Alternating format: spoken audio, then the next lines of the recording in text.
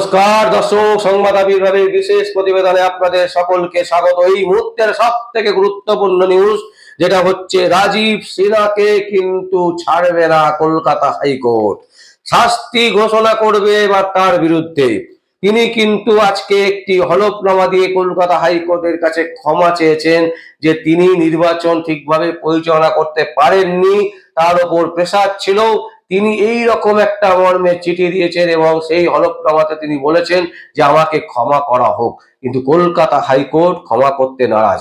তারা কিন্তু বলে দিয়েছেন যে পঞ্চায়েত ইলেকশনে যে ঘটনাগুলো ঘটেছে সেই ঘটনার উপযুক্ত ব্যবস্থা কেন নেওয়া হয়নি, কেন রাজীব সিনহার নেতৃত্বে এতগুলো মানুষ মারা গেল, 50,000 ভোট বুথে আবার ভোট করার যে দাবি, সেই দাবি কিন্তু রীতিমতো মান্যতা পাচ্ছে। কারণ রাজীব সিনহা স্বীকার করছেন যে বিক্ষুব্ধ অনেক ঘটনা ঘটেছে, তিনি সেটাকে ঠিকভাবে মনিটরিং করতে পারেননি, তার ভুল হয়েছে, তিনি ভুল ক্ষমা চাইছেন কলকাতা হাইকোর্টের কাছে।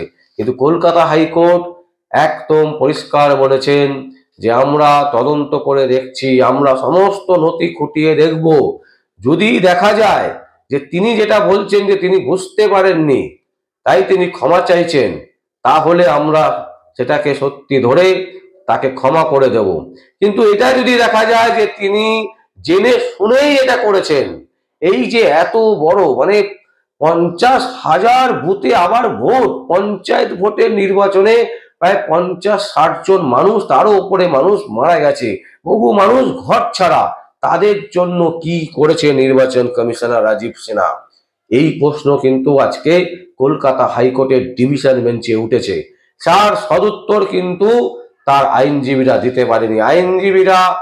রাজীব সিনহার আইনজীবীরা শুধুমাত্র এই কথাই বলেন যে রাজীব সিনহা একটি হলফনামা দাখিল করছে, সেখানে তিনি কলকাতা হাইকোর্টের কাছে ক্ষমা চেয়েছেন যে এই নির্বাচন পদ্ধতিতে যে ভুল ত্রুটি আছে তার জন্য তিনি দায়ী, তিনি বুঝতে পারেননি এবং তার জন্য তিনি ক্ষমা চেয়ে নিচ্ছেন।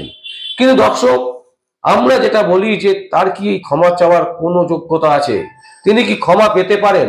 আমরা মনে করি দর্শক, ক্ষমা পাওয়ার কোনো অধিকারই তার নেই। কারণ তিনি মানুষের সাথে ছেলে খেলা করেছেন, মানুষের জীবন নিয়ে তিনি ছেলে খেলা করেছেন।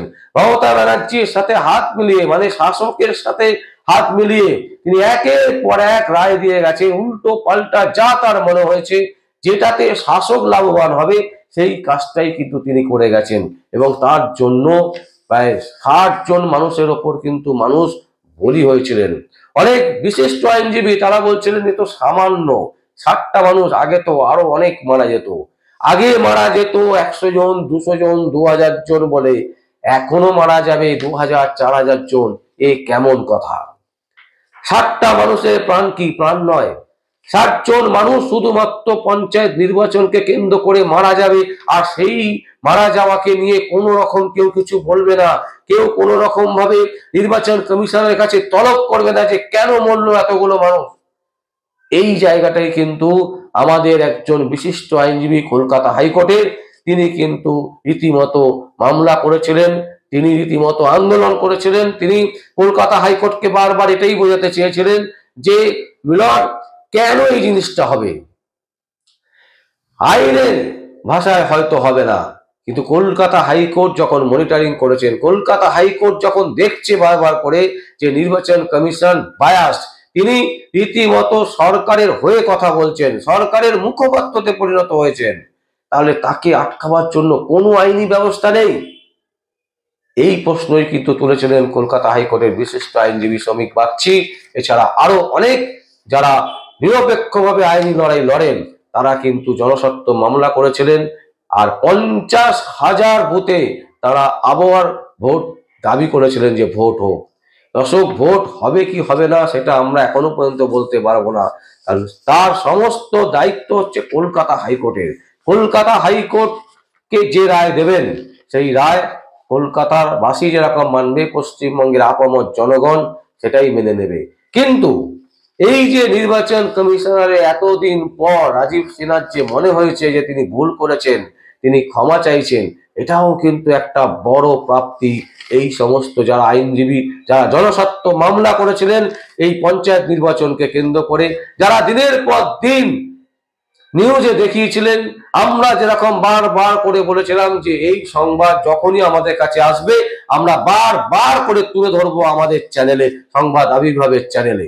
সুতরাং আমরা কিন্তু অনেক বেশি আশাবাদী এবং প্রমাণ করলাম যে যে ঘটনাগুলো আমরা বলেছিলাম, আমাদের যারা বিশিষ্ট লয়ার, যারা আইনজীবী, যারা আমাদের চ্যানেলে সাক্ষাৎকার দিয়েছিলেন, তারা কিন্তু সততার সাথে কথা বলছেন, তারা কিন্তু সত্যিটা বলছেন, তারা কিন্তু সাধারণ মানুষের জন্য কথা বলছেন, তারা আইনকে রক্ষা করার জন্য কথা বলছেন।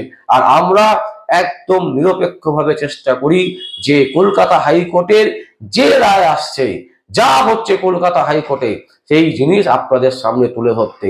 এবং সেটাই কিন্তু প্রমাণ হলো যে রাজীব সিনহা আজকে তিনি কিন্তু ভুল স্বীকার করে একটি হলফনামা জমা করেছেন এবং সেই হলফনামায় ছত্রে ছত্রে তিনি কিন্তু স্বীকার করে নিয়েছেন যে তার ভুল হয়েছে। কিন্তু সাজা মুকুব কেন হবে? ভুল করেছি বলে আমি একটা চিঠি দিয়ে দিলাম, আর ভুল করার পর আমি বলছি আমি ভুল করেছি, আমাকে ক্ষমা করা হোক। ক্ষমা কি করবে কলকাতা হাইকোর্ট? এটাই কিন্তু এখন লাখ টাকার প্রশ্ন। কারণ কলকাতা হাইকোর্ট যে কথাটা বলেছেন আজকে, তাতে কিন্তু পরিষ্কার তারা বলেছেন যে যদি দেখা যায় নির্বাচন কমিশনার রাজীব সিনহা তিনি ইচ্ছাকৃতভাবে এই সমস্ত ঘটনা ঘটিয়েছেন, তাহলে কিন্তু ক্ষমা করা হবে না। আর যদি প্রমাণিত হয় যে না, তিনি সত্যি সত্যিই বুঝতে পারেননি বা সত্যি তিনি গিলটি নন, তাহলে তাকে হয়তো ক্ষমা করা যেতে পারে। এই বাক্য ব্যয়ের মধ্যে দিয়েই কিন্তু আমাদের আশা আরো অনেক বেড়ে গেছে। দর্শক, আমরা আশাতীত, আমরা আশা করছি যে নির্বাচন কমিশনার একটা না একটা কোনো না কোনো কিছু পানিশমেন্ট হতে চলেছে খুব তাড়াতাড়ি। এর থেকে বাঁচাতে কেউ পারবে না, না মুখ্যমন্ত্রী মমতা ব্যানার্জি পারবেন, না রাজ্য সরকার পারবেন। আর কলকাতা হাইকোর্ট কিন্তু রাজীব সিনহার টুটি ধরে টিপেছেন এবং যার ফলে কিন্তু তিনি বাধ্য হয়েছেন, শুধু নন, তিনি নিজে বুঝতে পেরেছেন, ফিল করেছেন যে তিনি ভুল করেছেন। আর সেই ভুল স্বীকার করে আজকে তিনি কিন্তু যে পত্র পাঠিয়েছেন, আগামী দিনে কলকাতা হাইকোর্ট প্রমাণ করে দেবে, কলকাতা হাইকোর্টে যে সমস্ত আইনজীবীরা আছেন তারা প্রমাণ করে দেবেন যে রাজীব সিনহা কিন্তু অ্যাকচুয়ালি গিলটি। তিনি সরকারের সাথে কোলাবোরেশন করে, সরকারের সাথে আন্ডারস্ট্যান্ডিং করেই কিন্তু এই ঘটনা ঘটিয়েছেন। সেটাই কিন্তু প্রমাণ হবে, আমরা দৃঢ় বিশ্বাসের সাথে বলছি। কারণ যে ঘটনা পঞ্চায়েত নির্বাচনকে কেন্দ্র করে যে ঘটনা ঘটেছে, সেই ঘটনার জন্য কিন্তু প্রথম দায়ী রাজীব সিনহা। অশোক, আমরা আমাদের এই দাবি চাপিয়ে দিতে চাইছি না কলকাতা হাইকোর্টকে। কলকাতা হাইকোর্টকে আমরা সম্মান করি। কলকাতা হাইকোর্ট যে রায় দেবেন, সেই রায় আমরা মাথা পেতে নেব এবং সেই রায়কেই আমরা মান্যতা দেব। তবে আমাদের মনের যে বক্তব্য, আমরা যেটা মনে করছি, শুধুমাত্র সেইটুকুই বলার চেষ্টা করলাম। আর আপনাদের যা কমেন্ট আছে, যা বক্তব্য আছে, আপনারা অবশ্যই আমাদের কমেন্ট বক্সে কমেন্ট করবেন। আর দেখতে থাকুন পরবর্তী সংবাদ আবির্ভাবে। আমার নাম বিশ্বজিৎ পাল, সংবাদ আবির্ভাবের জন্য।